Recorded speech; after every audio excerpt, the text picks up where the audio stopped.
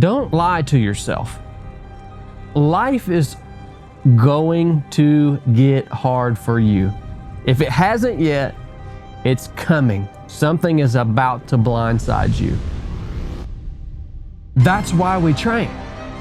It's intentional repetition, so that when it happens in real life, you don't even have to think about how you're going to respond to it. You just respond to it in the way you've been training to respond for hundreds of thousands of reps and thousands of hours. I've trained for this one moment. To get through to the other side of that training, I think you have to be willing to die for it. I think you have to be that committed. For those who can't.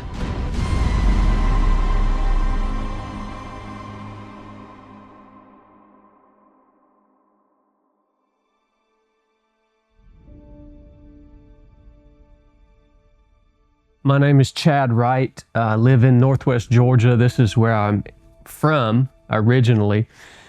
When I was about 18 years old, I decided I wanted to become a Navy SEAL. I'd never even flown on an airplane at that point. And so joined the Navy, and through a long process, finally became a SEAL. I was active duty for 12 years as a SEAL. I had actually never seen a service member in uniform because, you know, we grew up in a small town in Georgia. I spent most of my teenage years, we lived off of a dirt road, you know, in the middle of the woods. And so I didn't have any exposure to any of that. I just got to the point that I realized at about 18 years old that I didn't like college. I didn't like school. Like, I barely graduated high school. I just realized that the reality was, if I wasn't going to learn some sort of trade or some specialization, some special skill, that I was just going to be working some hourly job for the rest of my life, and I was really going to have to struggle. And that's when the military really first came on my radar. It's like, okay, this is kind of the only option that I have, you know. For like country boys in the South, the pinnacle of the military is the Marine Corps. And so that was the first recruiter that I went to, was the Marine Corps. Now, I knew nothing about the military, so I met with this Marine Corps recruiter, and I asked this guy, like, well, what do you do in the Marine Corps? And he was a logistics specialist. And I was like, what is that? I was so ignorant. And he's like, yeah, I drive a truck and carry supplies back and forth. And I just thought, oh my gosh, if I join the Marine Corps, like, there's a chance I might be a truck driver. We need truck drivers in the military. Like, those guys do a really hard job. But for me, the whole picture in my head was learning how to fight. And so I was working my little job as a concrete mixer at the time, and I pulled a computer up and I was looking up something on the internet, and like an ad banner popped up, and it said Navy SEALs, the hardest military training in the world. And you know, there were like some pictures of guys coming up out of the water with guns and stuff, and I was like, okay, that looks legit. Like, if I go and do that, like, that's what I want to do in the military, right? But I had no idea about Navy SEALs outside of that. That was probably the first time, to my recollection, that I had ever even heard of Navy SEALs.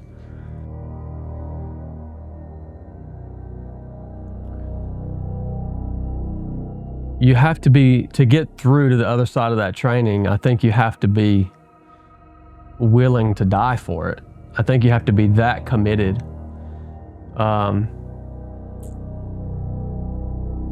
You definitely have to learn to deal with significant amount of discomfort.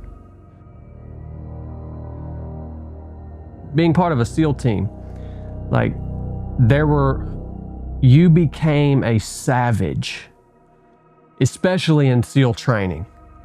they make you a savage, dude, like just this animal that, man, you're just getting after it. Like there's no like politeness to it, and it's almost like a primal state that you tap into, right?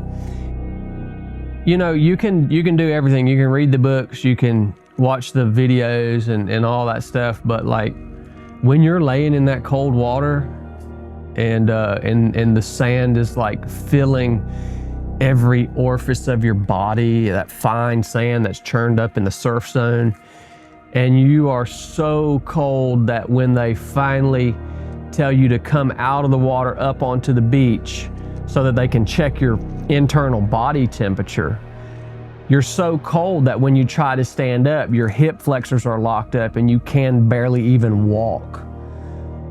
They make you swallow a microchip that sits in your gut, and so they'll put you in that cold water until you're, you know, hypothermic, and they'll pull you out and they read your core body temperature off of that microchip that sits in your gut. So like they scientifically torture you to the most extreme level that the body can possibly endure. The number one reason that guys quit that training is because they try, at some point, things get harder than they want it to be. And it's different for every guy. It could be running, O-course, swim, cold water, whatever. But you're gonna hit a point there where you're like, this isn't fun anymore. This is harder than I could have ever imagined it being. And guys will start to think, there's no way I can keep doing this for another 2 hours, or for the rest of the day, or for another month, or 6 months. And like, I think that's the number one reason guys don't make it through. But the dudes who can get to that point and then tell themselves, well, this is really hard, but I know I can do this for one more minute, or I know I can take one more step. Or if it gets really, really hard, like I know I can stay here for 5 more seconds. And you just keep convincing yourself of that over and over and over again.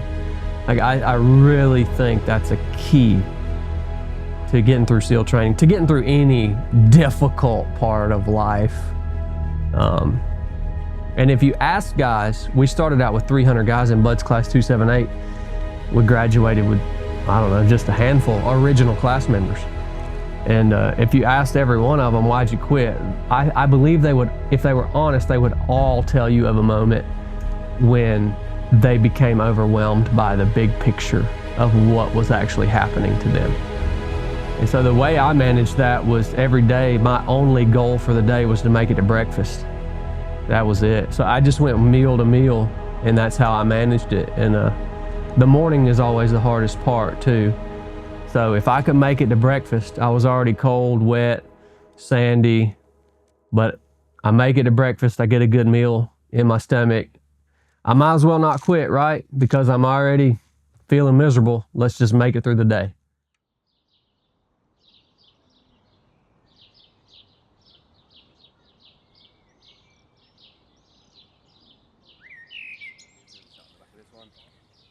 The location, it's not going to do it just for it's absolutely beautiful.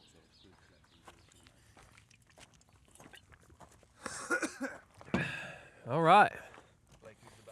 So I was always a good runner. The first long run I ever did was with my mom. I wanted a new backpack for school, and she made me go do an 8-mile trail run with her. You know, I was pretty young. So yeah, I've always been a good runner. I've always enjoyed running.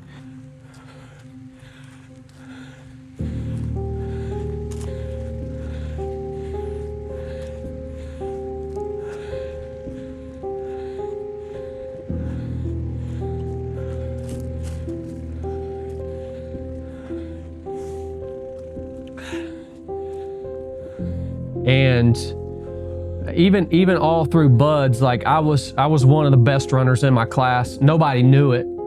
I never tried to like stand out. I never tried to finish first at anything in Buds. I it was a selection process, right? So I just wanted to keep my head down, middle of the pack, just be consistent, right?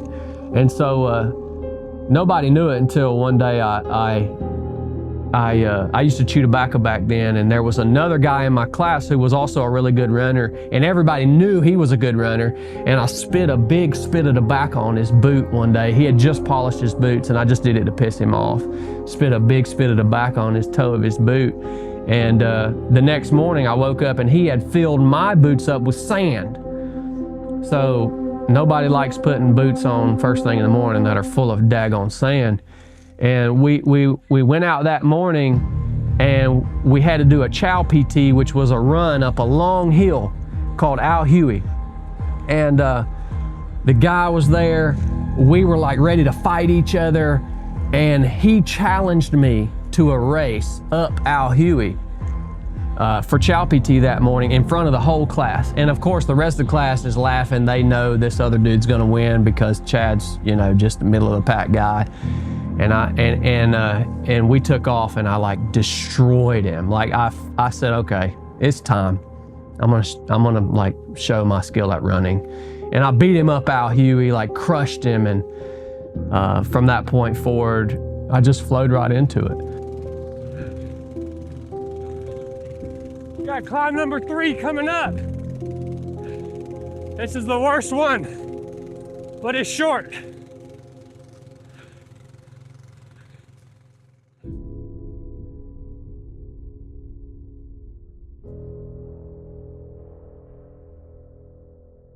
And specifically in SEAL training, why would you stay middle of the pack? Because I needed to be able to perform consistently. Consistency is one of the most important things in life. And I knew I needed to be able to perform consistently over the course of 6 months. And so if I was out front on most of these runs, but then one day I was sick, or I had shin splints, or I had some tweak or pulled a muscle, and I wasn't able to be out front, the instructors would think that I was just being lazy. They're not gonna hear my story about, oh, no, I'm actually sick today. They don't care.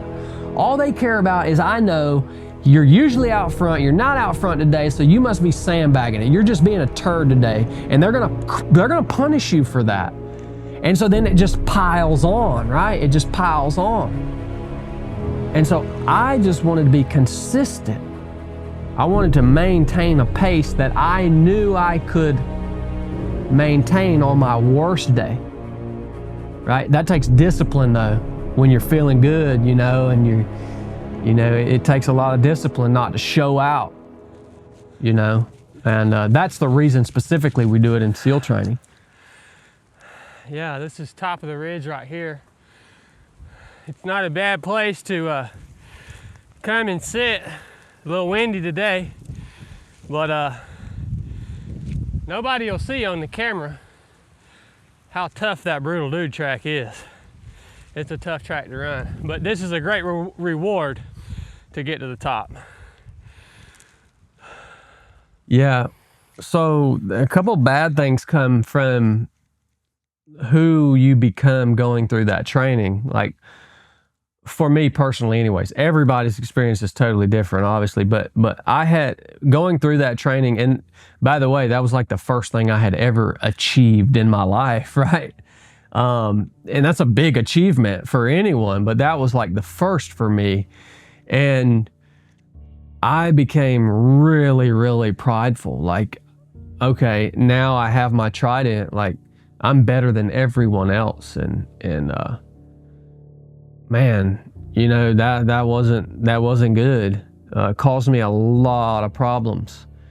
I became really prideful. And then getting to the team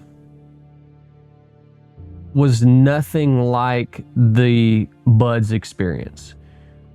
When you actually get to the team, you're surrounded by a bunch of guys who have been there for a long time. And these guys are like, a lot of them are true heroes. but they just seem like normal dudes. You know, they've been doing the job long enough that, you know, they're not full of piss and vinegar like you are when you first show up to the team, you know?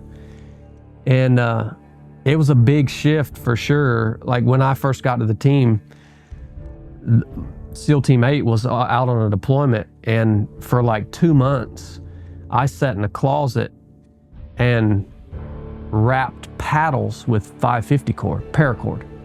That's what I did like the first 2 months at the SEAL team.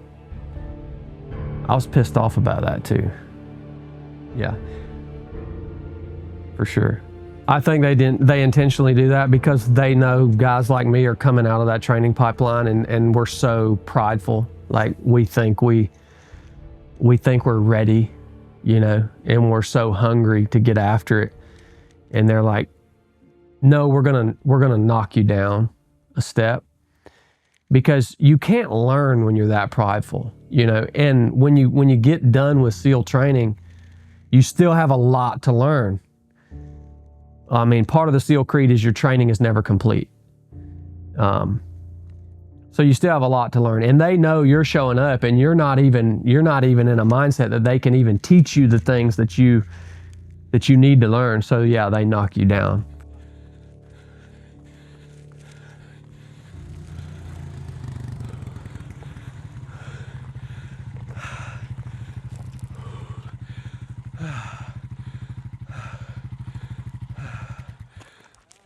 No better way to start your day, son. Now whatever else happens, we win.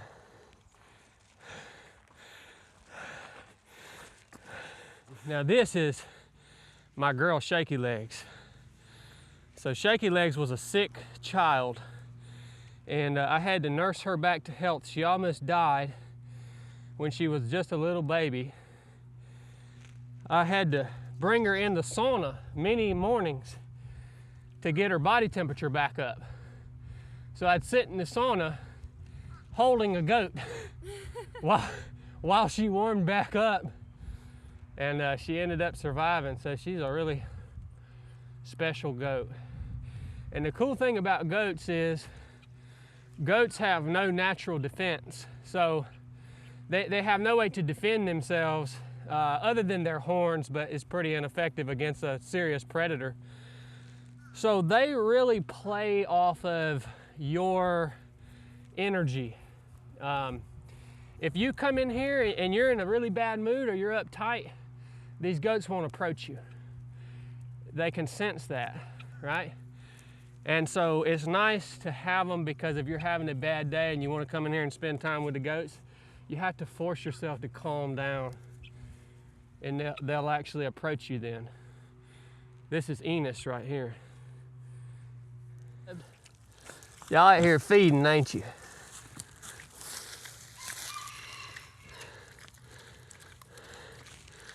Hey, buddy. I think this is the part of Chad Wright that nobody really knows about or ever sees, right? This is one of my favorite things. My attitude destroyed me, dude. So I can only speak for myself, but I didn't balance anything. I went full into, you know, that ego and that pride, and like I didn't care about anyone, dude. Like I didn't balance anything. Like from day one of SEAL training for years and years, all the way, you know, to the team and stuff, like I didn't care about anyone. I didn't care about relationships. I didn't care about doing anything that, you know, that I used to enjoy doing. So I was just full into it. And it's just it's your whole life. It's your whole entire life, you know. And nothing changed until I received the gift of salvation in 2012. And then all of a sudden,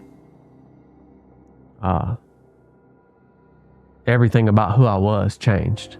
Like in 2012, I was on my second deployment. We had deployed to North Africa, and we did some work in North Africa.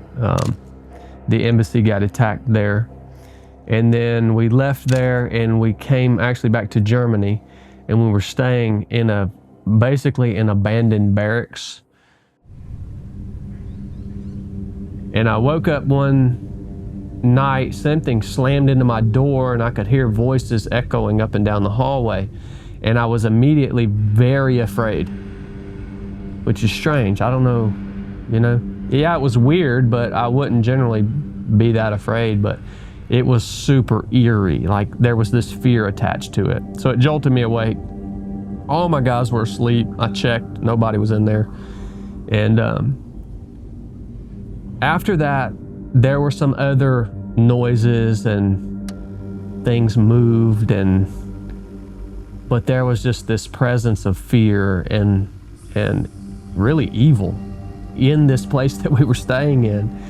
And even the guys that I was with, they were experiencing it. And we actually talked to some of our guys that had done the same thing. They had come back from a location and stayed in that same barracks before they went out, and we would reach out to them, and they were like, yeah, there was something in there that was freaking me out too.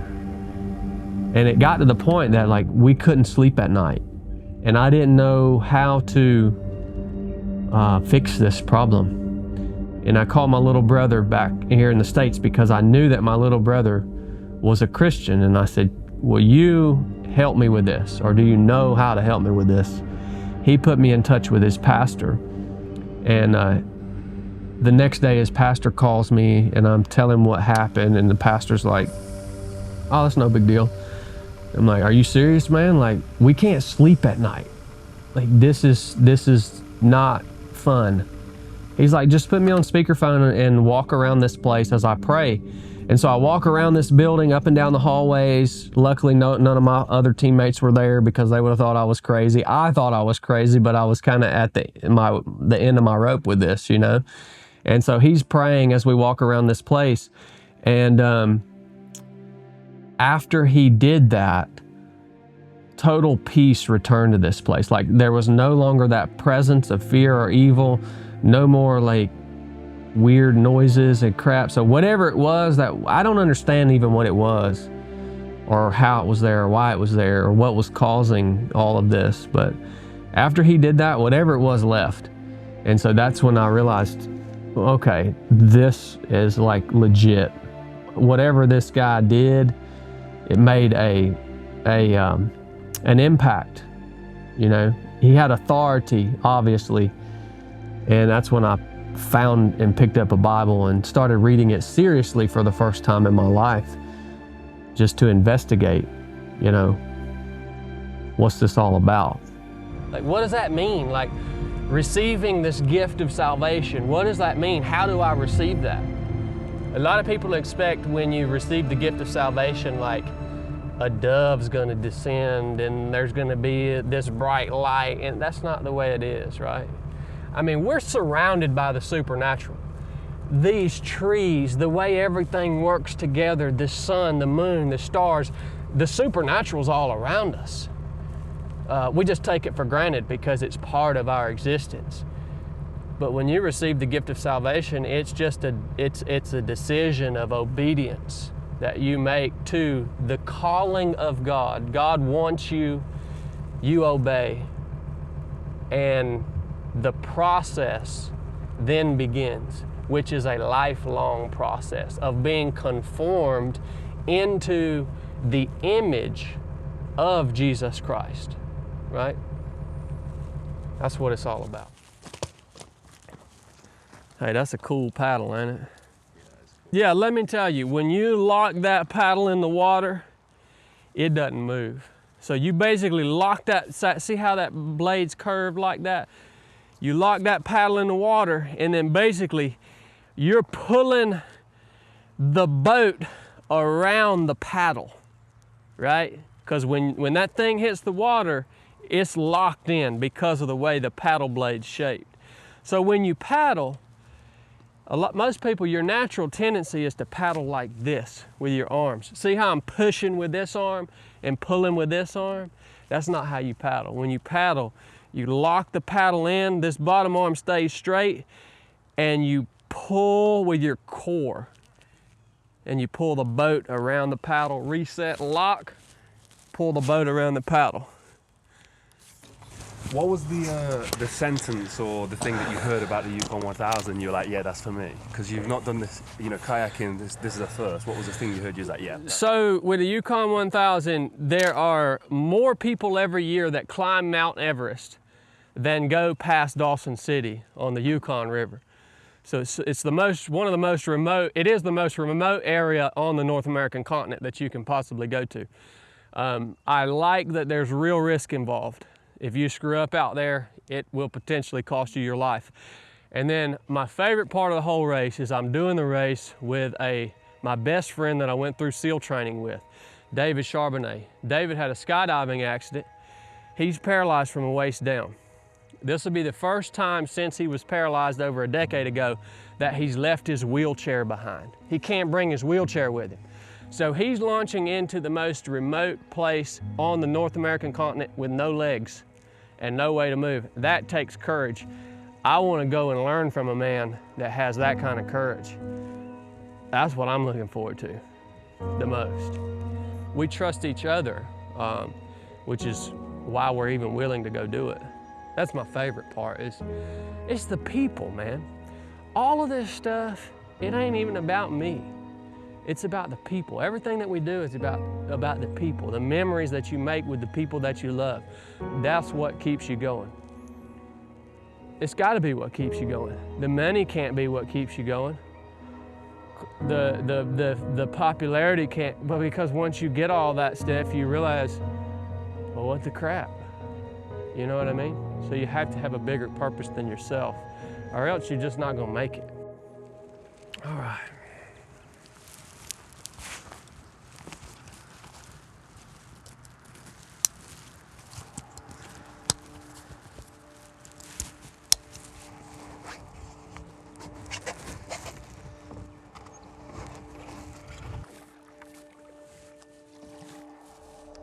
So you get to this point where are you coming to the end of your career? Is it like, how did it line up where you found the gift of salvation, and then are you medically discharged?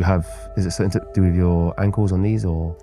No, it's a whole kind of array of things, but the primary things, as far as the discharge goes, the primary thing was blast overexposure. So I was a breacher and I taught a weapon system called the Carl Gustav that really shocks your brain. You're not supposed to shoot it, you know, so many times in a day, and I far exceeded that for a long, long time. And I realized that my balance became really, really off, to the point that I would be out walking around at night on night vision, like doing a training op or something, and I would fall to the ground. I was having trouble driving at night.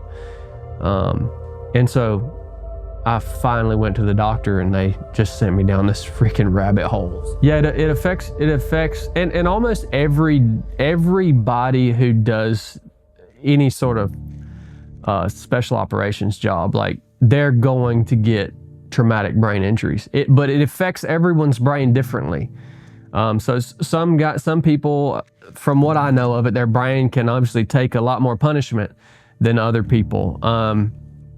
And also the side effects of it are different from everybody, are different for everybody. So some guys, yeah, it does like cause big shifts in their personality and all this stuff. I would say from a mental perspective, probably the way it's affected me is it is difficult for me to handle stress at the level I used to could handle stress. And you know, you've been out here, you've seen me, you've seen the way my life, I've built this lifestyle so that I minimize stress, because I cannot handle stress at the level that I used to be able to. And that frustrates me. And I don't make excuses. Like, it is, I don't ever even talk about this, you know? But that's the truth. And that's why I've built a lifestyle that I've built, you know? So other than the physical aspects of it, that's really the major kind of mental thing that I can point out. I got out in 2019 and began ultra running. I still ultra run, do all sorts of crazy races, and I like long stuff, whether it's running, biking, paddling. When I got out of the Navy, I knew I needed something, like I wanted something that was gonna challenge me still at a high level. And so running just kind of fit because I had some natural talent there. And ultra running was just kind of growing. There were a lot of new races coming on the scene. And I thought, I enjoy running, I'm pretty good at it. I know it's gonna be hard. You know, it's gonna give me some purpose. My first race was a 50 miler. I had never ran any races before. So my first race ever was a 50 miler. I don't think I fell in love with the sport of it. I fell in love with the nature of it on my first race because it crushed me. Like it just crushed me. And I was like, holy crap, okay, yeah, this is what I wanted. Like this is hard. The number one thing that I have to tell myself over and over again, especially when it starts to get really hard, is stay present. That's the number one thing I'm telling myself. Is like I will speak that out loud to myself. If I'm always conscious of my mind, and so in a perfect world, my mind is completely blank, and I essentially am just like become a metronome, like no emotion. No, good or bad. Like my mind is just blank, and there's relaxation in that, by the way. Like I'm trying to conserve every ounce of energy mentally and physically that I possibly can. But I'm checking in with my mind, and if I notice that it's going somewhere that it doesn't need to go, I will tell myself, no, stay present. Stay present. Focus on now. Focus on what's the next step, right? But you get up, man. You don't want to get out. You don't want to get out and run. You don't want to get up and get moving. But you think about those who can't. Like, that's such a perspective shift. And I guess that speaks on to doing hard things. What's the importance of, it doesn't have to be a run, but like going through obstacles, stepping outside of your comfort zone, especially in a world where we can choose the comfort zone whenever we want. Like, why choose difficult when I could sit on the sofa, chill out, eat an ice cream, watch TV? Yeah. Well, you might be able to do that right now. You might be able to choose comfort right now, but there's a time coming for all of us where we're going to lose a loved one. We're going to get a bad diagnosis. Our business is going to fail. We're going to have problems in our marriage, big problems. And ultimately, there's coming a time for all of us where we are going to have to go through the process of dying, which is like the final finish line. I want to die well. Like when I die, I want to die well. If I get the opportunity to, you know. Don't lie to yourself. Life is going to get hard for you. If it hasn't yet, it's coming. Something is about to blindside you. We do these hard things intentionally so that we are prepared to make the right decisions in that moment, to be the person who we're called to be in that moment, to set the example for everyone around us in real life who's watching us and how we react to this hard thing, to set the example in that moment by making the right decisions. You will not make the right decision in that real life moment, that real life catastrophe. You will not make the right decision in that moment if you have not prepared for that moment, and you don't get to try again. There's no redos. That's why we train. It's intentional repetition so that we are making the proper response to adversity our default reaction, so that when it happens in real life, you don't even have to think about how you're going to respond to it. You just respond to it in the way you've been training to respond for hundreds of thousands of reps and thousands of hours. I've trained for this one moment when somebody I love gets sick, when I get sick, when I'm laying on my deathbed and I'm surrounded by my loved ones. But I'm prepared for that. I'm prepared to endure that discomfort. I'm training for those moments, you know? I mean, that's really the foundation of it all, really. For thousands of years, life was just hard every day. You didn't know where your food was coming from. You didn't know that you were exposed to the elements. It was hard just to live, man, right? So back in the day, man, you didn't have to do things intentionally. Like from day one that you could walk, it was a hard way to go.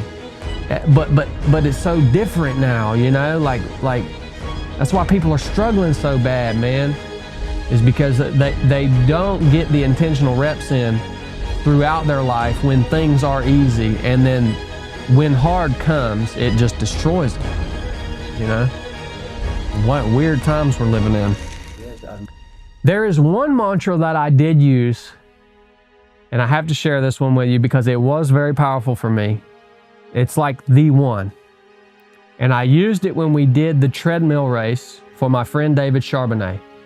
David had he was running a nonprofit clinic that helped people with spinal cord injuries. And David, my friend that I went through SEAL training with, is paralyzed from the waist down. And we did a fundraiser for him where Chili and I ran on true form treadmills for 24 straight hours.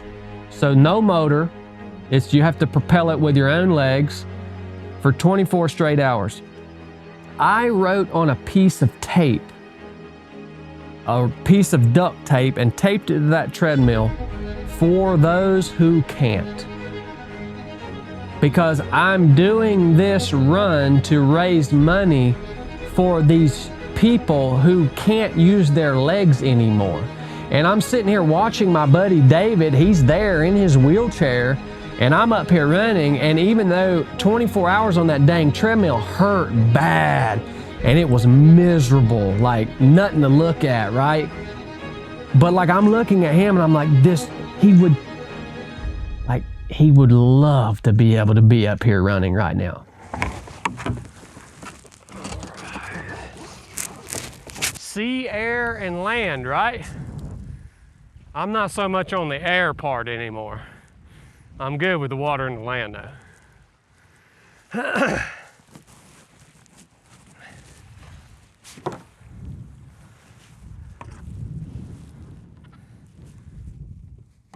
You've put in so much work, like to get to that last mile, and if you don't push through that and finish strong, like you're cheating yourself essentially. Like that's your grand opportunity, right? That last mile is your grand opportunity.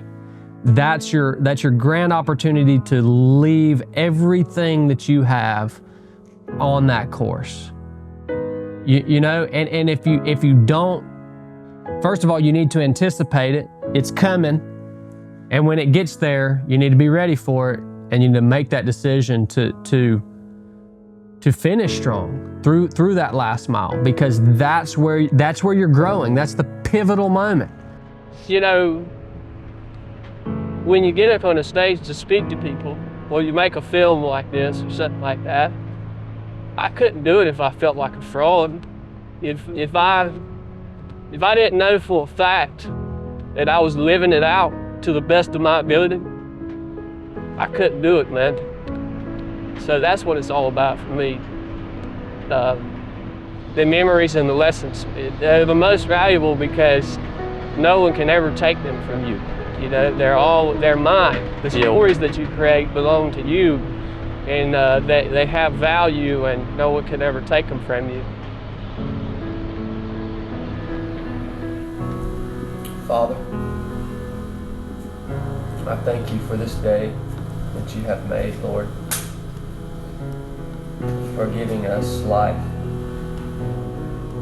Father, may your kingdom come, and may your will be done on this earth and in our lives as it is in heaven.